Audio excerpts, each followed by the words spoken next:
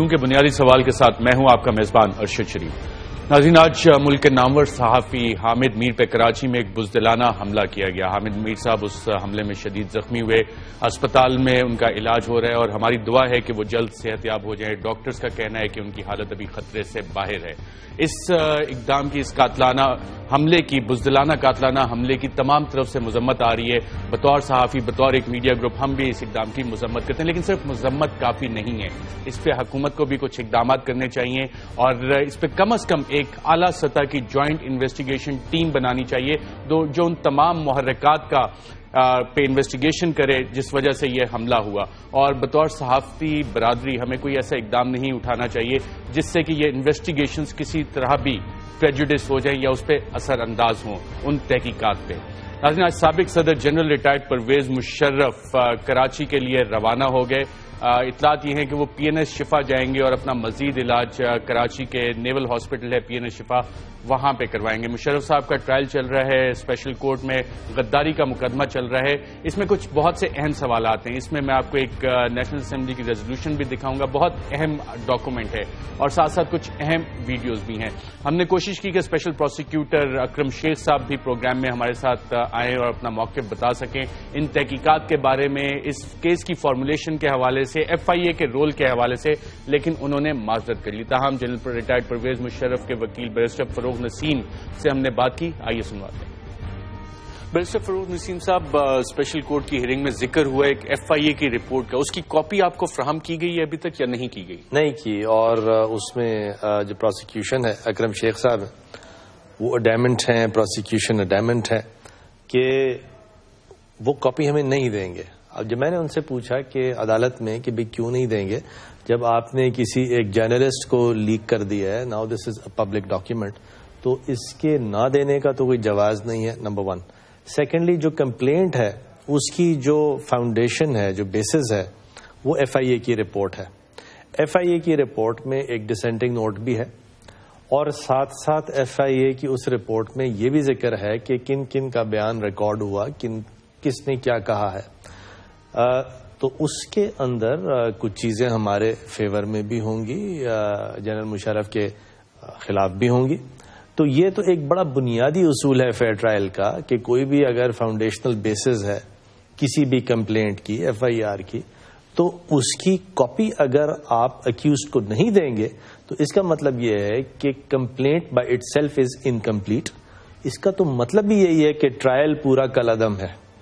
تو آپ کا سوال جواب میں دے رہا ہوں کہ ہمیں وہ کاپی نہیں ملی ابھی تک۔ مسٹر فروغ نسیم صاحب، آپ نے بات کی فیئر ٹرائل کی، اس سے پہلے بھی جب ہائی پروفائل ہم نے دیکھا سابق پرائم منسٹر ذوالفقار علی بھٹو کا ٹرائل ہوا، اس میں بھی اسی طرح کے معاملات دیکھنے میں آئے، ایویڈنس کے ساتھ، پروسیکیوشن کے ساتھ، ڈیفنس کے ساتھ، اور اس کو الٹیمیٹلی کہا گیا کہ یہ جوڈیشل مرڈر ہے۔ ابھی تک جو ٹرائل چلا ہے، آپ سمجھتے ہیں یہ ایک فیئر ٹرائل ہو رہا ہے؟ دیکھیے، میں ٹرائل پہ کسی قسم کا کامنٹ نہیں کروں گا، اور یہ جو آپ نے جو سوال کیا ہے اور جو فیئر ٹرائل کا ایسپیکٹ ہے وہ عدالت میں اٹھاؤں گا۔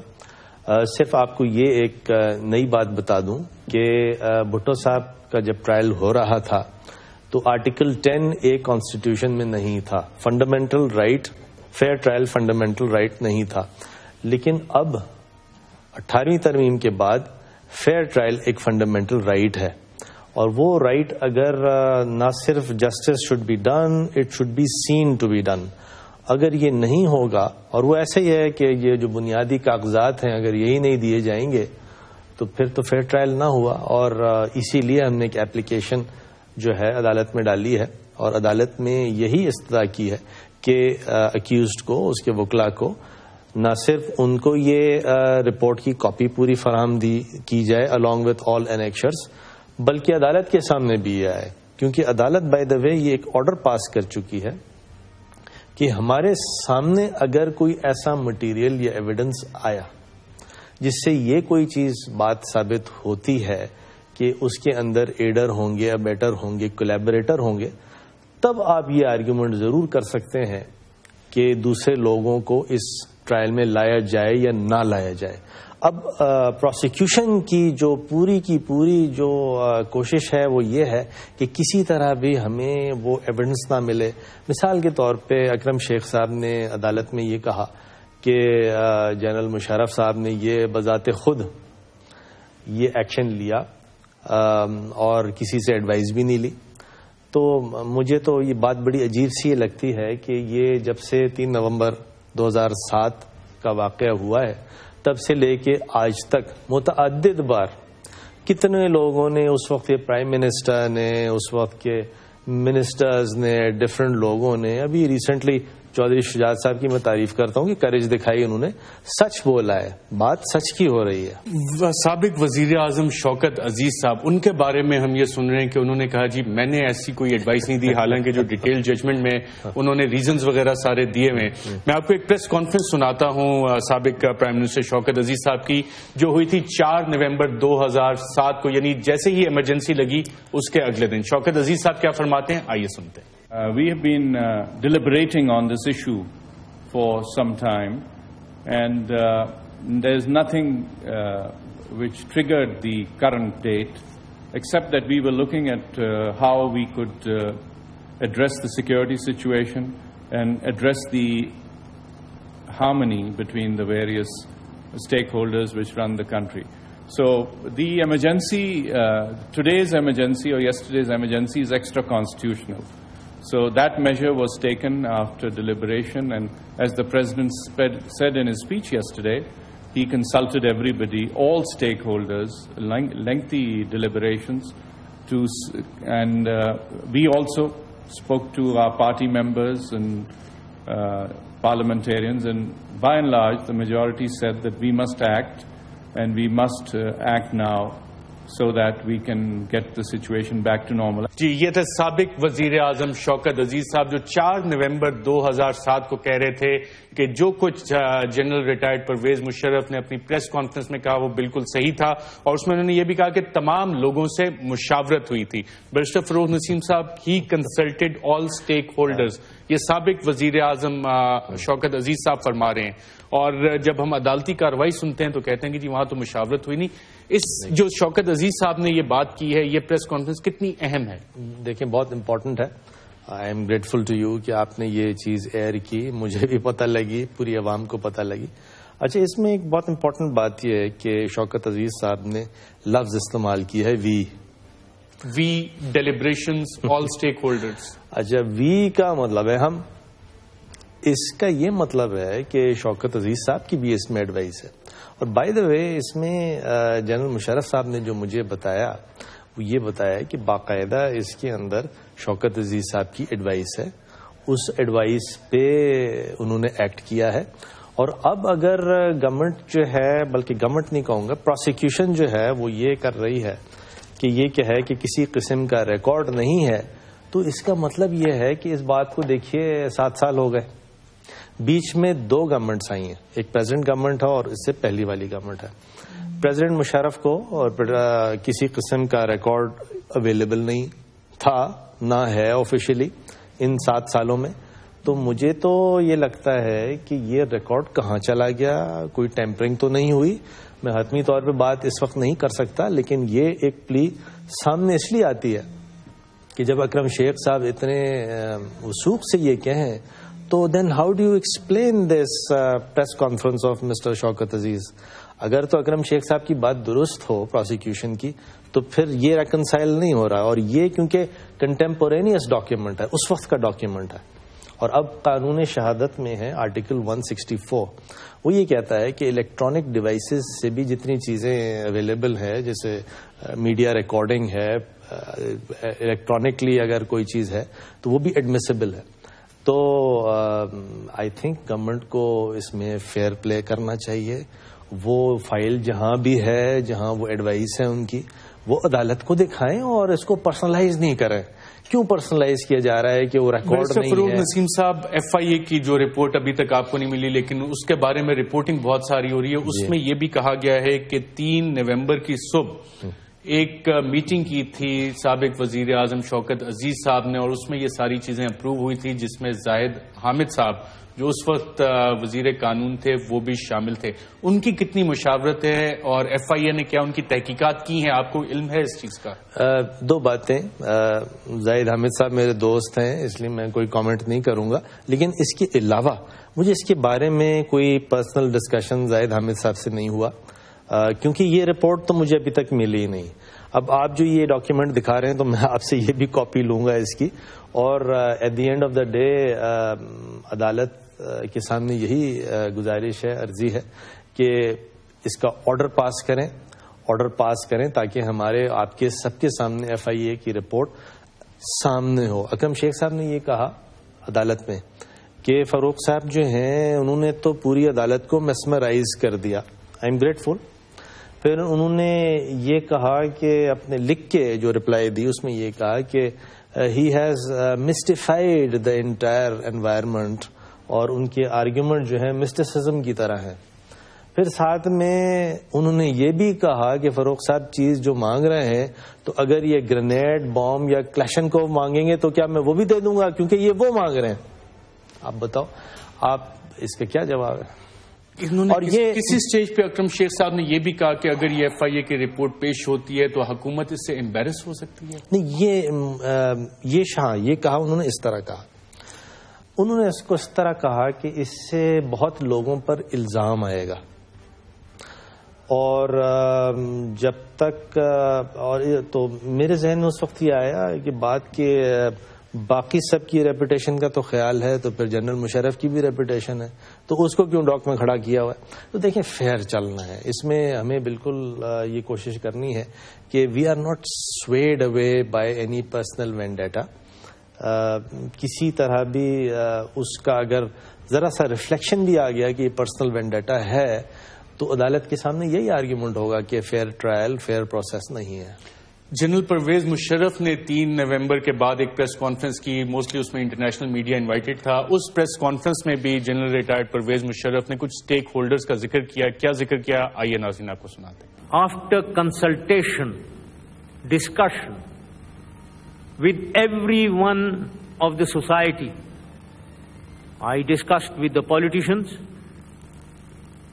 individually in groups. I discussed with the Prime Minister and the Cabinet, individually and groups. I discussed with the civil society, industrialists and businessmen, individually and in groups. I discussed with the military, individually and in groups, all of them. And then only did I come to a conclusion that here is a situation where I need to see Pakistan as a whole. I knew international perceptions. I knew the fallout internationally. Anyone knows it. Anyone with a little bit of common sense would know it. I had to take a decision whether I need to take a decision in the interest of this nation, to preserve this nation, to safeguard it, and risk myself. General retired Pervez Musharraf جو غداری کے مقدمے کا سامنا کر رہے ہیں، اسی کیس کے حوالے سے 11 نومبر 2007 کو پریس کانفرنس کر رہے تھے، اور آپ نے اس میں بھی زاہد حامد صاحب کو دیکھا بیٹھے ہوئے. آپ پتہ نہیں زاہد حامد صاحب کو بار بار کیوں آپ ان کا نام لے رہے ہیں. میں اگین میرے دوست ہیں اس لیے کامنٹ سرکار میں اس وقت بھی تھے، آج بھی سرکار میں. کہتے ہیں الزام ان پہ یہ لگتا ہے کہ جو پروکلیمیشن آف ایمرجنسی کا ڈرافٹ تھا وہ مسودہ انہوں نے تیار کیا تھا. دیکھیں یہ آپ بات ان سے ڈائریکٹلی کریں. میں صرف آپ کو یہ بتاؤں جو اور اگین آئی ایم گریٹفل جو آپ نے مجھے دکھایا ہے، جو میرے کلائنٹ جنرل پرویز نے مجھے جو انسٹرکشنز دیے ہیں فیکچوئل اس طرح کی ہیں کہ جب یہ پوری ایڈوائز گئی اور بلکہ اس سے پہلے بھی یہ سارا چیزیں چل رہی تھیں، کون کون لوگ ان سے مل رہے تھے، جس میں پالیٹیشنز تھے، بزنس مین تھے، سمجھیے کہ بیوروکریٹس تھے، اور ہماری اور انسٹیٹیوشنز کے لوگ تھے، اور سب جو تھے وہ پرویز مشرف صاحب سے یہی بات کر رہے تھے کہ آپ کچھ کریں. تو پرویز مشرف صاحب کا کہنا یہ ہے کہ وہ یہ کہتے تھے پبلک کے پرزور اصرار پہ ایمرجنسی نہیں، لیکن سنیں تو وہ یہ کہتے تھے کہ میں یہ خود کیسے لگاؤں یا کوئی اسٹیپ کیسے لوں as a president of Pakistan, I have to act upon advice. مجھے اس قسم کی ایڈوائز آئے گی یا نہیں آئے گی آئی ڈونٹ نو، لیکن کوئی چیز بھی ہوگی میں کانسٹیٹیوشن، آئین اور قانون کے حساب سے عمل کروں گا، ایکٹ کروں گا. تو جب اس قسم کی چیز ان کے پاس گئی، حالانکہ ایز اے پریزیڈنٹ ان کو پریزیڈنٹ تو ایک ربر سٹیمپ ہوتا ہے، اس کو سائن کر کے آگے کر دینا چاہیے. اس کے باوجود جو ان پر پریشر ماؤنٹ تھا، اتنے لوگوں نے سے اس کے باوجود انہوں نے کنسلٹ کیا جسٹ ٹو انشور کہ پبلک اوپینین کیا تھی، اور وہ ایڈوائز بھی آئی. تو he really had no other option but to sign that proclamation. Naval chief اور ایئر چیف سے بھی کنسلٹ کیا انہوں نے بتایا. اس میں لکھا ہوا ہے جو پروکلیمیشن آف ایمرجنسی ہے اس میں اس طرح کی بات لکھی ہے، اور یہ آج تک کسی نے ڈینائی نہیں کی. اور اگر ڈینائی نہیں کرے تو چاہے ولی خان کا کیس ہو یا بی بی کا کیس ہو یا نواز شریف صاحب کا کیس ہو، سب میں سپریم کورٹ نے یہ کہا ہے کہ اگر میڈیا رپورٹس کو ڈینائی نہیں کیا جائے گا تو دیٹ اماؤنٹس ٹو ایڈمیشن. تو اب یہ باتیں ساری ہیں عدالت میں آئیں گی، دیکھیے. لیکن صرف ایک میری گزارش استدعا ہے، یہ فیئر ٹرائل ہونا چاہیے، سچ پہ بیسڈ ہونا چاہیے. مثال کے طور پہ دو باتیں آتی ہیں. اگر کوئی ایک طرح کی بات کی جائے جس سے پرویز مشرف صاحب کو فائدہ ہو رہا ہوتا ہے، تو وہ جو اپوزٹ لابی بیٹھی ہے وہ یہ کہتی ہے نہیں آپ اس کا کانسیکوینس نہیں دیکھیں، ہمیں تو سچ پہ رکھنا ہے. پھر ایسا کوئی آرگیومنٹ پیش کیا جائے جو بالکل سچ پہ ہو اور جو پرویز صاحب کو اگین سپورٹ کر رہا ہو، تو اپوزٹ لابی یہ کہتی ہے اس کے کانسیکوینسز بڑے ہیں، آپ کیا بات کر رہے ہیں. تو ڈسائیڈ کریں کانسیکوینسز دیکھنے ہیں یا سچ پہ ہر چیز رکھنی ہے. اور اگر سچ پہ رکھنی ہے، میرا ٹیک یہی ہے، سچ پہ رکھنا ہے، قانون پہ رکھنا ہے اور آئین پہ رکھنا ہے. ہمیں کوئی مصلحت نہیں کرنی چاہیے. آپ نے آئین کا ذکر کیا، 18ویں ترمیم کا بھی آپ نے ذکر کیا. آئین پاکستان میں آرٹیکل 270AA ہے، اور اس میں تو بہت ساری چیزوں کا لکھا ہوا ہے کہ بہت سارے اکتوبر 99 کے آرڈرز، کوئی PCO orders, chief executive orders, وہ سارے بھی انلیگل تھے.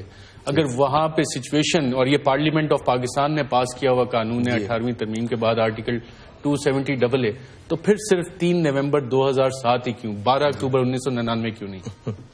بہت اچھا سوال ہے. تھوڑا سا ٹائم لوں گا جواب دینے میں، آپ مجھے اجازت پلیز دیجیے. میں نے ایک آرگیومنٹ پیش کیا کہ آرٹیکل 12 سب آرٹیکل 2 ہے کانسٹیٹیوشن کا، جو یہ کہتا ہے کہ 23 مارچ 1956 سے یہ آرٹیکل 6 کا ٹرائل ہوگا. اور اخبار میں اور میڈیا نے یہ رپورٹ لگا دی کہ اسپیشل کورٹ نے میرا یہ آرگیومنٹ مسترد کر دیا. حالانکہ وہاں بات یہ ہوئی تھی، جو ڈسکشن ہوا تھا، تو اب جج اپنا ڈسکشن کرتا ہے، اپنا مائنڈ دیتا ہے، اور اس نے کہا، جج صاحبان نے کہا کہ کیا ہمارے پاس یہ پاور ہے. ایک سوال کیا مجھ سے، ہمارے پاس کیا یہ پاور ہے یا نہیں ہے. تو اس کی جو جی یہ تھے بیرسٹر فروغ نسیم صاحب، جنرل ریٹائر پرویز مشرف کے وکیل، جو غداری کے مقدمے میں ان کا دفاع کر رہے ہیں. اور بہت اہم باتیں کی بیرسٹر فروغ نسیم صاحب نے. یہی سوالات ہم کریں گے سینیٹر ظفر علی شاہ صاحب، پاکستان مسلم لیگ نواز کے سینیٹر بھی ہیں، سپریم کورٹ کے لائر بھی ہیں، اور جنرل پرویز مشرف کے خلاف جو سب سے پہلا مقدمہ دائر کیا تھا وہ سید ظفر علی شاہ صاحب نے کیا تھا، جو کہ کورٹ بھی ہوتا ہے Syed Zafar Ali Shah versus general Pervez Musharraf, chief executive of Pakistan. اور جو ریویو پٹیشن کا ڈیسیژن آیا ہے اس میں بھی اس کا حوالہ ہے، جس کے بعد اسی سپریم کورٹ نے جنرل ریٹائرڈ پرویز مشرف کو نظریہ ضرورت کے تحت نہ صرف ان کے اقدامات کی توثیق کی بلکہ آئین میں امینڈمنٹ کی اجازت بھی دی اسی کیس میں. اور ناظرین، بریک کے بعد جب آئیں گے تو ظفر علی شاہ صاحب سے یقیناً یہ بھی پوچھیں گے کہ قومی اسمبلی نے بھی ایک ریزولوشن پاس کی تھی، اس کی کیا آئینی حیثیت تھی. ایک وقفے کے بعد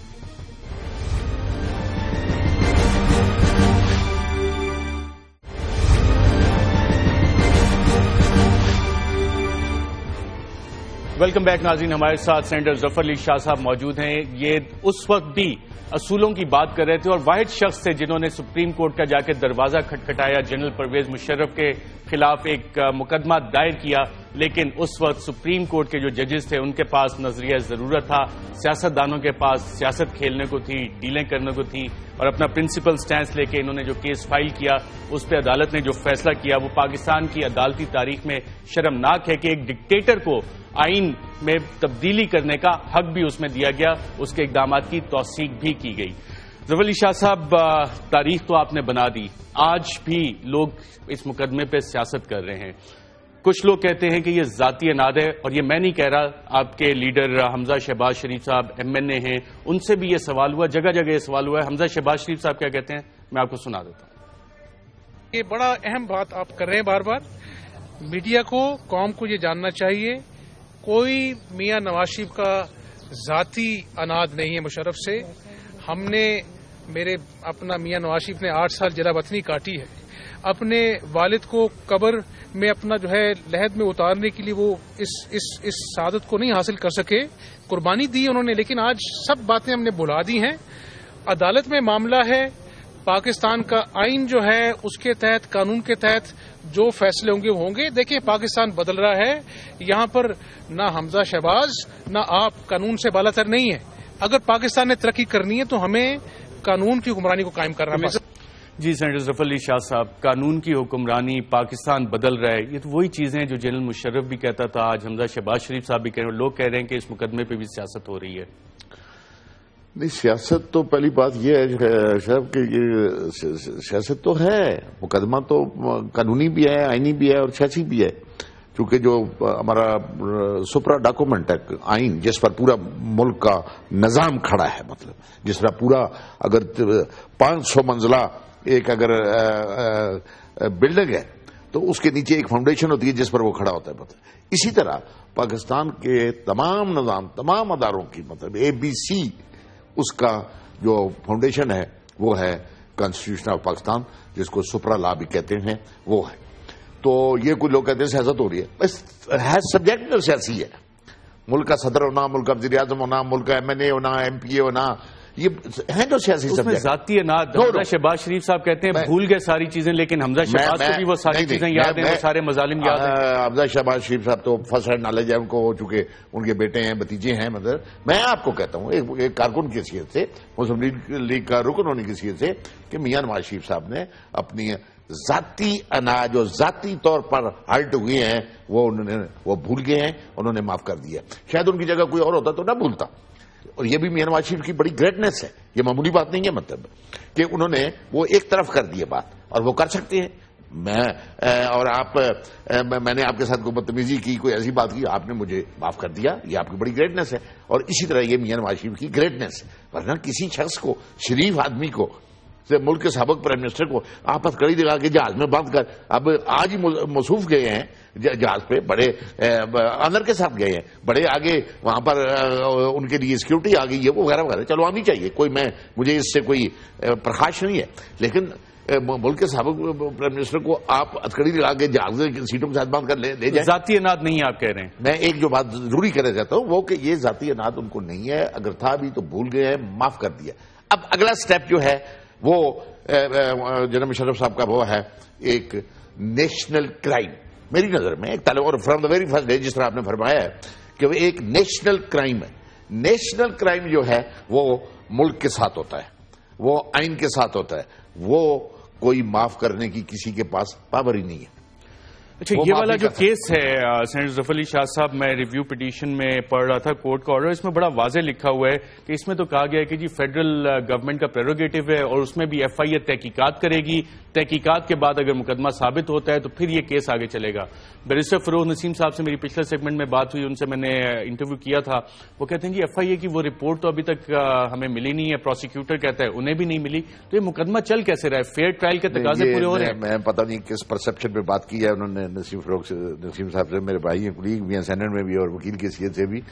اگر یہ FIA کی وہ ریفرنس نہیں ہے, اگر چالان نہیں ہے, اگر 173 کی رپورٹ نہیں ہے, تو یہ 3 ججز جو due respect to the courts, کیا یہ خالی الذہن ہے کیا بغیر یہ قانون کی طاقت اور فورس کے چل رہے ہیں. انہوں نے کاگنیزنس لیا ہے اسی ریفرنس اسی رپورٹ پر جو ایف آئی اے کی طرف سے یا انٹیریئر منسٹری کی طرف سے جو کورٹ کے سامنے پٹ ہوا ہے. یہ کیسے ہو سکتا ہے؟ وہ تو کہہ رہے ہیں کہ ڈیفنس کو وہ رپورٹ نہیں ملی, پروسیکیوٹر اکرم شیخ نے کہا مجھے بھی نہیں ملی. جو اگر میں نے جو سنا ہے, اگر میں غلطی پہ نہیں ہوں, وہ اور کر رہے ہیں, وہ اس رپورٹ کی بات غالباً کر رہے ہیں, غالباً مجھے نہیں پتا کہ سبجیکٹ ٹو کریکشن, کہ وہ کہتے ہیں کہ ایف آئی اے نے جو یہ کہا ہے کہ باقی وہ ریکارڈ ہمیں نہیں ملا, تحقیقاتی رپورٹ ایف آئی اے کی نہیں ملی.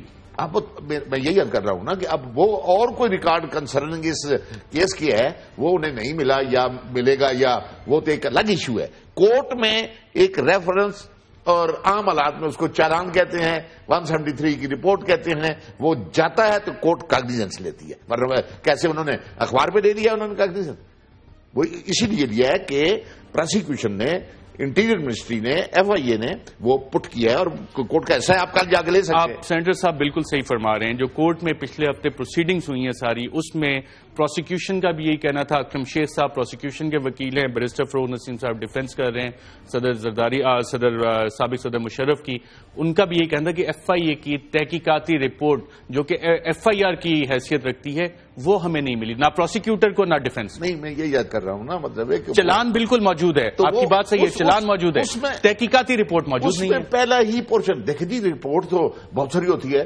5500 ضمنیاں ہوتی ہیں, وہ ساری تو نہیں جاتی وہاں پہ. وہاں تو جسٹ جاتا ہے کہ جناب یہ کیس ہے, یہ اس کے کنٹینٹس ہیں اور یہ آپ کمپیٹنٹ ہیں, اس کو چلائیں. وہ ہے میرا, میں دوبارہ پھر یہ کہوں گا اگر میں غلطی پہ نہیں ہوں تو وہ پروسیکیوشن اور ڈیفنس دونوں کا اگر اشارہ ہے. اور ابھی میں سن بھی رہا تھا کہ وہ فرما رہے تھے 3 حکومتیں, آپ نے سوال میں کہا, یہ انہوں نے کہا 3 حکومتیں گزر چکی ہیں, 2 حکومتیں گزر چکی ہیں.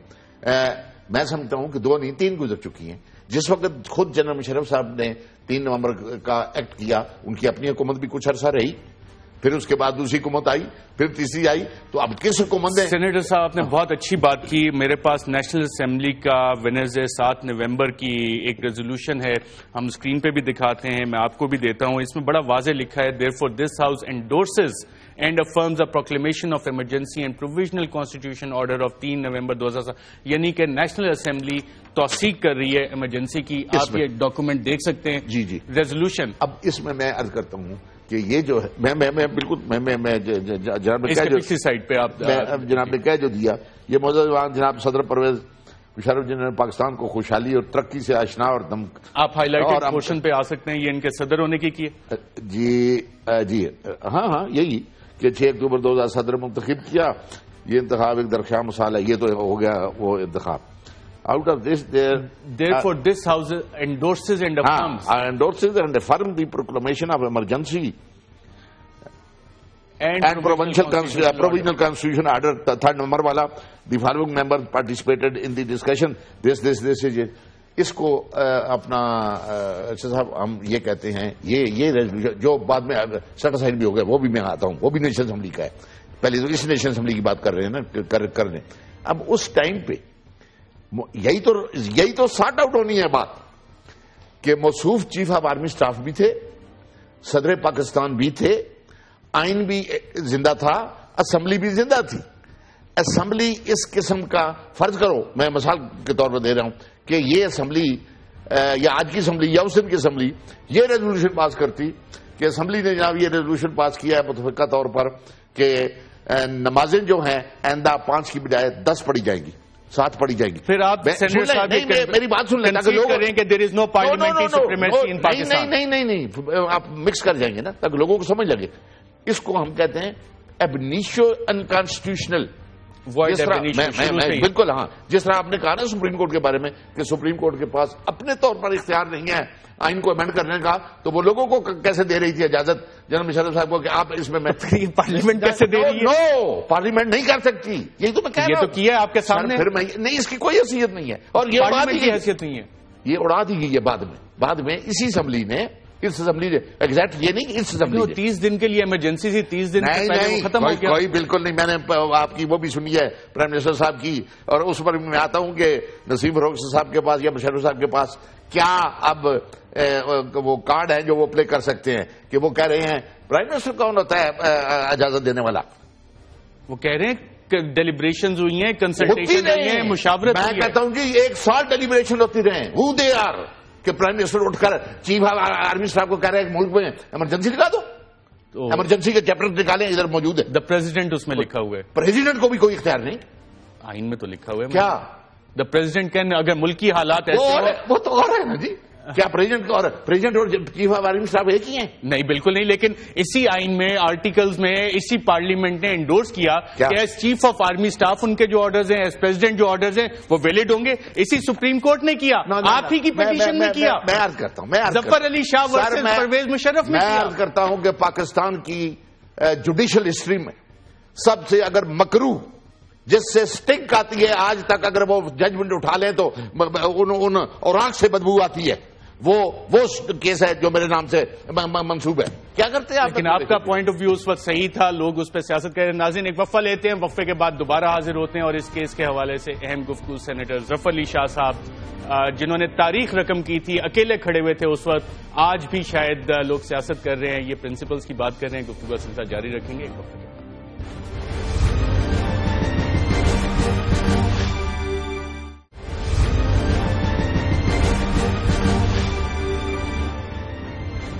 ویلکم بیک ناظرین, ہم بات کریں سینیٹر ظفر علی شاہ صاحب سے جنہوں نے تاریخ رقم کی تھی اس وقت کے ڈکٹیٹر کو چیلنج کر کے سپریم کورٹ آف پاکستان میں. سینیٹر صاحب, آپ اس وقت کھڑے تھے, آپ نے چیلنج کیا اور آج آپ کا موقف صحیح ثابت ہو رہا ہے, حکومت بھی اس موقف پہ آپ کے ساتھ کھڑی ہے, لیکن لا منسٹر زاہد حامد صاحب ہیں, اس کی کیا وجہ؟